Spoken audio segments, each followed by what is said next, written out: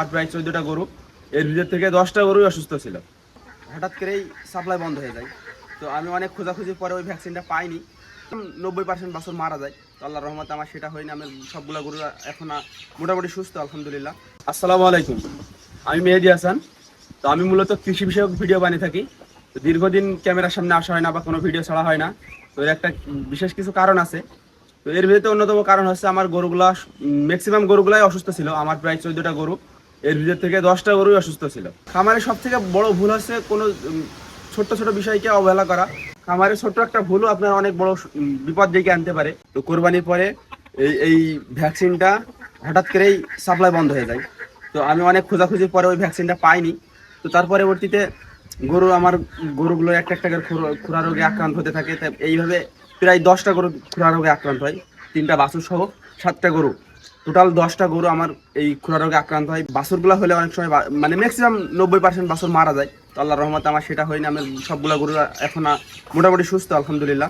খুরা রোগ কিভাবে হয়, কোথায় হয় আপনারা অবশ্যই জানেন যারা গরু সম্পর্কে ধারণা আছে।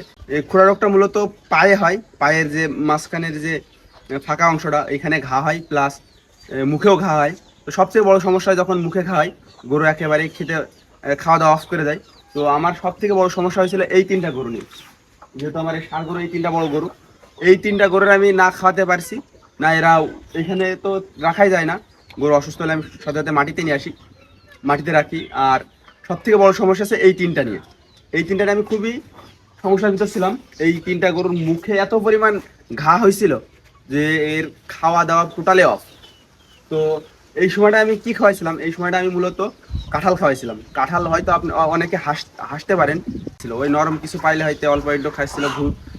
ভুসি প্লাস ধানের কুড়া এগুলা দিয়েই মোটামুটি এদেরকে কিছুদিন রানিং করাইছি বা এদেরকে খাওয়ানোর চেষ্টা করেছি।